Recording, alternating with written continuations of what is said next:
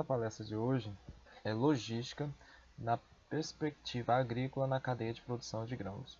Eu me chamo Marcos Vinícius da Silva, sou engenheiro agrícola formado pela Universidade Estadual de Goiás, mestre em engenharia agrícola pela Universidade Federal Rural de Pernambuco e doutorando em engenharia agrícola pela UFRPE. Então vou trazer um pouco da noção sobre como funciona a cadeia de produção de grãos e ao mesmo tempo como funciona o sistema da logística.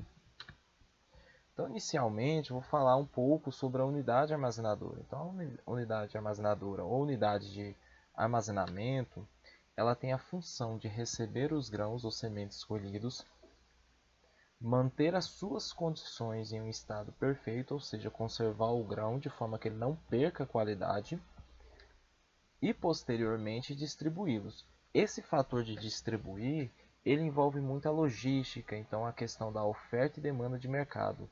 Então o que eu vou estar falando mais à frente e esclarecendo principalmente esse fator de distribuição dos grãos, que cabe todo um processo da logística na cadeia de grãos, o entendimento dela e o funcionamento do mercado, tanto interno quanto o mercado externo.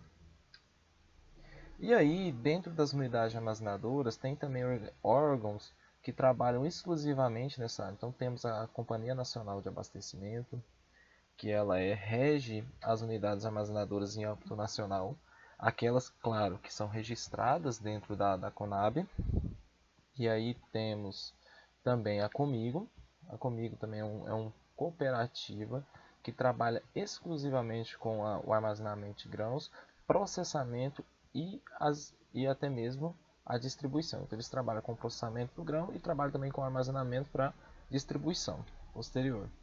Temos também a Caramuru, que tem a mesma função da Comigo, e só que a Caramuru ela trabalha voltada mais para processamento de grãos, que aí tem vários produtos no mercado hoje à base de grãos que a Caramuru tem a sua própria linha e acaba comercializando.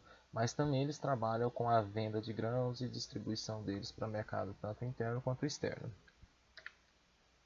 E aí, como que funciona essa produção de grãos em âmbito nacional? Então, como que ela está distribuída, né? Observa-se nessa figura que ela apresenta a produção de grãos em âmbito nacional e a gente vê que Goiás e Mato Grosso, Paraná e Rio Grande do Sul são grandes produtores de grãos, são os maiores produtores de grãos hoje, e aí eles são destaque na produção.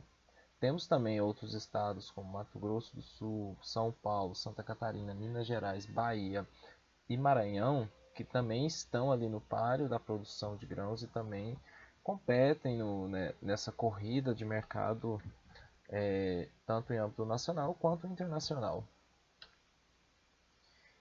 E agora eu vou falar um pouco dos componentes de uma unidade armazenadora. Então, o engenheiro agrícola, por exemplo, ele quando vai trabalhar nessa área, no setor de grãos, ele tem que ter total domínio como que funciona a entrada da mercadoria, do produto na unidade e até a saída do produto. Então, assim, a unidade armazenadora ela trabalha no processo de recebimento. Dentro desse processo de recebimento, o grão pode ficar ali um tempo armazenado, guardado. Posteriormente, ele é distribuído. E aí a sua distribuição ela pode levar um mês, 2 meses, vai depender, lógico, como que vai comportar o mercado ao longo desses meses, né? Então o engenheiro agrícola ele sempre está atento a isso e ele sempre busca a melhor oferta. Então, independente da demanda, às vezes a oferta, o preço do produto é o fator chave ali que o engenheiro tem que estar sempre atento.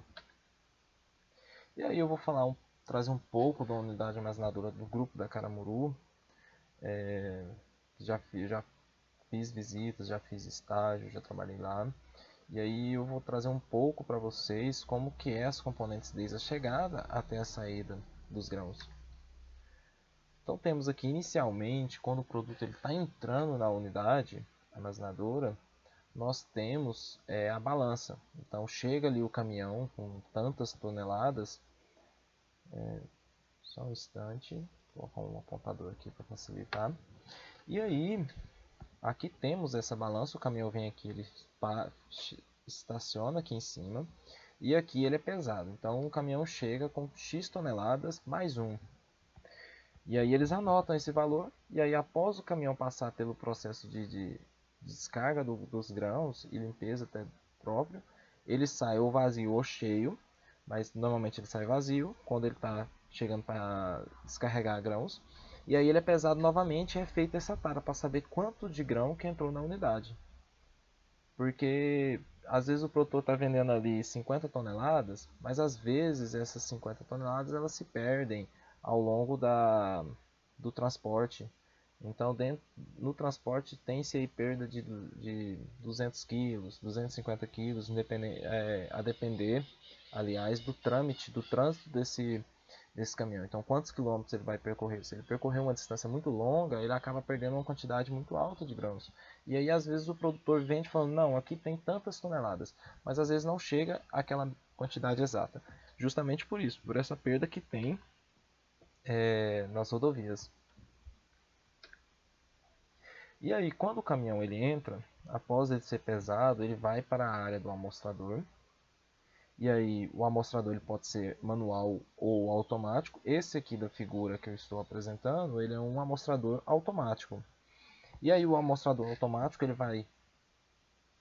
tem um sistema hidráulico e aí ele chega lá, afunda um cabo e ele entra dentro desses grãos, coleta uma certa quantidade e é avaliada dentro dessa casinha aqui, que aqui vocês podem ver também. E aí dentro dessa casinha tem um profissional que ele acaba fazendo essa avaliação da qualidade. Aqui é mais uma figura mostrando ele funcionando, então vocês veem que na figura anterior ele está aqui num ponto, e aí na figura seguinte ele já andou um pouco, então ele faz mais ou menos 6 coletas por cada caçamba que chega. Então aqui são 6, aqui mais 6, e normalmente são 12 amostras que acabam coletando. Aí posteriormente que é coletada essa amostra e avaliada a qualidade, esse caminhão, aliás, ele vai para a moega, e aqui na moega é aberta a caçamba dele e é feita o descarregamento. Essa moega aqui ela não é hidráulica. Então o que vem a ser? Tem um profissional que vem aqui em cima, aí ele vem e vai esvaziando o caminhão e o grão vai caindo aqui, e aqui essa parte aqui ela é oca, então o grão vai caindo dentro de uma área que é chamada de moega. E aí dentro dessa moega aqui, ele vai para a fita transportadora. Como vocês podem ver aqui isso aqui está correndo grão. Então normalmente são duas fitas, uma aqui e uma outra logo aqui do lado. E aí esse grão é corrido, que ele vai ser transportado para os silos. E aí o que acontece? Como eu disse, essa moega aqui ela não é hidráulica, mas existem moegas hidráulicas. O que vem a ser uma moega hidráulica? Ela tem uma rampa, essa rampa aqui, que ela acaba inclinando o caminhão a mais ou menos 45 graus. E aí nessa inclinação o grão todinho é descarregado de uma vez só, sem a necessidade de um profissional em cima estar realizando esse processo. Certo? E aí quando passa pela moega, ele vai para a fita transportadora, como eu mostrei, e na fita transportadora ela termina aqui. O que vem a ser isso? Isso aqui é um elevador, que aí a função normalmente desse elevador é elevar os grãos até os silos pulmões. Os silos pulmões eles têm duas funções. Quando a unidade armazenadora principal está sobrecarregada, aí eles usam os silos pulmões como alternativa de reserva de armazenamento para não sobrecarregar acima de 100% a capacidade da unidade armazenadora principal. Mas também aqui nos próprios silos pulmões é realizada uma pré-limpeza dos grãos, porque os grãos eles chegam cheios de sujeira das roças, até mesmo insetos. Então aí é feita uma pré-limpeza desses grãos, que aí esses grãos posteriormente vão ser levados para o setor da limpeza.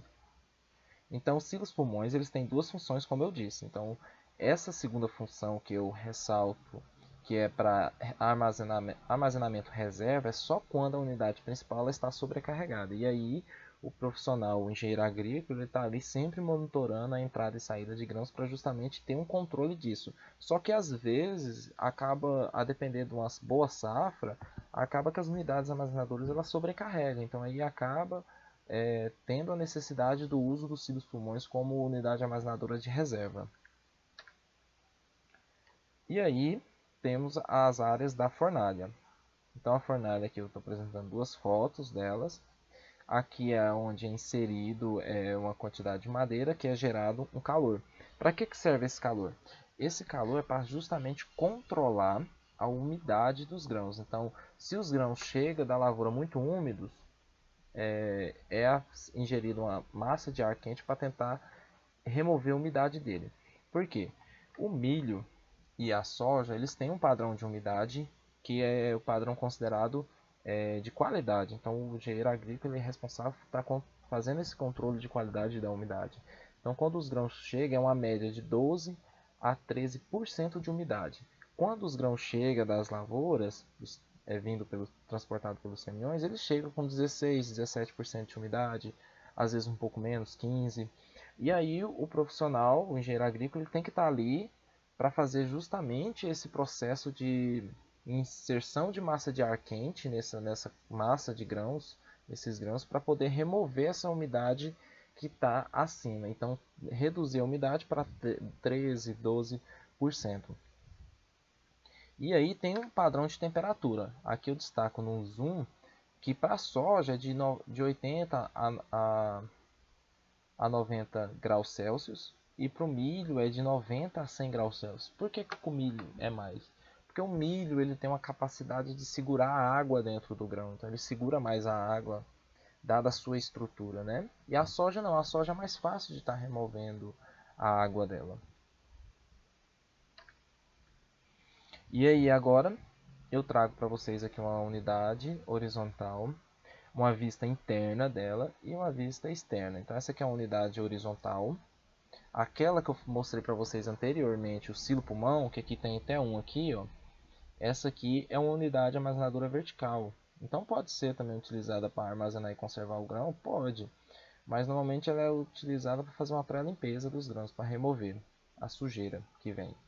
E aí aqui dentro dessa unidade horizontal, temos aqui, vocês podem ver que mesmo o grão passando pela limpeza, ainda vem essa sujeirinha aqui que é os vestígios do grão que acaba ficando, né? Então não adianta, não tem como remover 100% dessa sujeira. Mas isso aqui acaba fazendo limpeza manual, aí tem profissionais que fazem essas limpezas e profissionais também que tentam conservar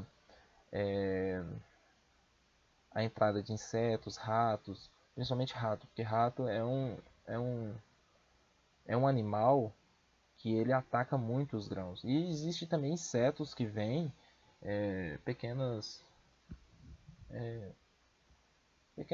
insetos que atacam os grãos. Então também existe. E também existem animais como o rato que acaba atacando bastante. E aí, além disso, ainda tem essa função, tem ainda o monitoramento da temperatura do grão. Então, como vocês veem aqui, esses cabos aqui, que está aqui, são vários, eles não estão aí à toa. Eles estão aí justamente para estar realizando o controle da temperatura. Então, a cada 1 metro de cabo tem um termômetro sensível que ele fica alocado ali e aí ele fica registrando essa temperatura. Então, se em algum ponto essa quantidade exorbitante de grãos começa a aquecer mais que o normal, é porque está tendo algum problema ali. Ou a umidade está muito alta e o grão está começando a realizar uma fermentação. O que eu falo como fermentação é que ele cria fungo e aí o fungo ele vai interagindo com o grão e vai esquentando. Aí aumenta a temperatura muito rápido. E aí o engenheiro agrícola, o agrônomo, ele tem que estar ali direto realizando monitoramento. Quando eu falo direto, é pelo menos 3, 4 vezes ao dia que ele tem que estar olhando e à noite principalmente também. Então, durante o dia são 4 vezes, durante a noite são mais 4 vezes que tem que estar olhando constantemente. Então, isso aqui é uma criança que está guardada, uma criança que está sendo bem cuidada, para que depois, quando ela tiver, como se diz, no ponto, ela vai criar asas. Aí quando eu falo criar asas é vender posteriormente esse produto. E agora eu vou falar um pouco sobre a logística do mercado de grãos.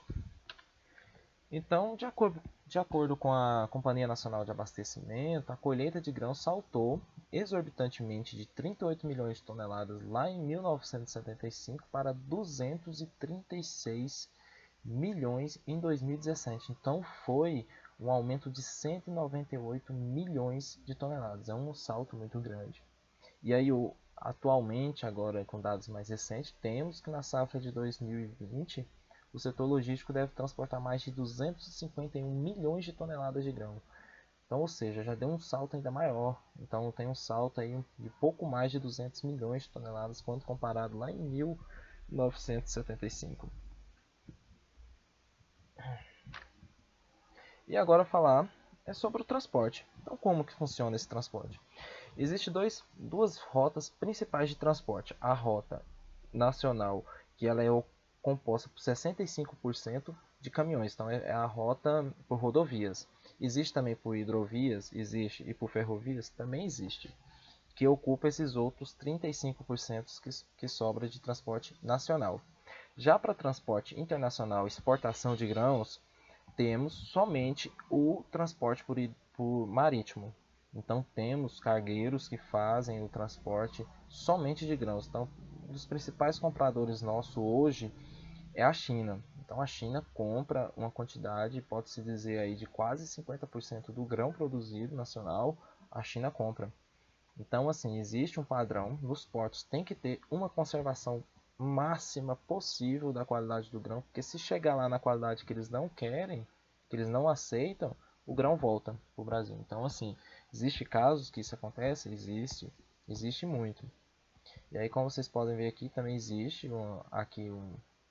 esse aqui tem a função de estar descarregando os grãos, então ele recebe como se fosse um elevador. Ele pega aqui o grãos e aí tem uma fita transportadora aqui que ela vem e descarrega os grãos. E aí é feito esse transporte via marítima para exportação e transporte nacional. O principal é as rodovias, que ocupam 65%, como eu havia dito. E agora eu vou falar um pouco sobre a oferta e a demanda. Então, como que funciona a oferta e demanda de mercado dos grãos? Então, a gente tem que a oferta é o quanto que a gente tem de produto para estar oferecendo. E a demanda é o tanto de pessoas que necessitam, né? Então, a oferta e a demanda elas têm que serem estudadas ponto a ponto. Então o que acontece? Nós temos aqui um ponto de equilíbrio que é normalmente quando faz a colheita dos grãos. Então esse ponto de equilíbrio é quando a oferta e a demanda elas estão equilibradas. Então o preço fica ali tanto acessível para quem está vendendo quanto para quem está comprando. Então quando a gente tem uma demanda muito alta, normalmente a oferta é baixa.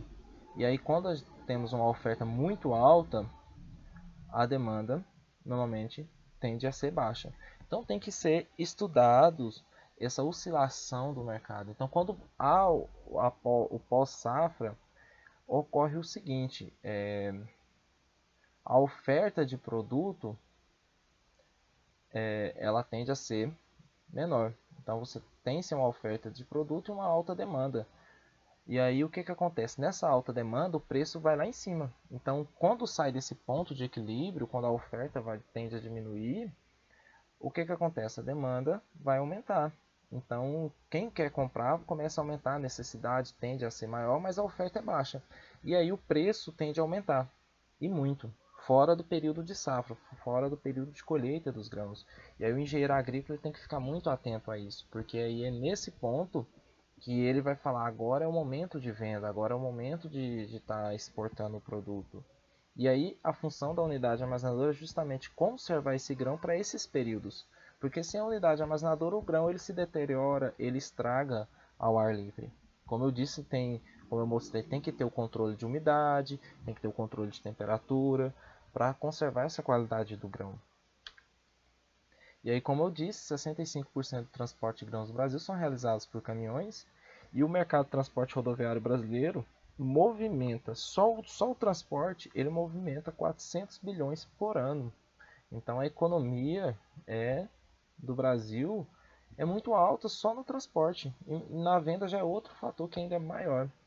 Então temos os outros 35% distribuídos, como eu disse, em hidrovias e ferrovias nacionais.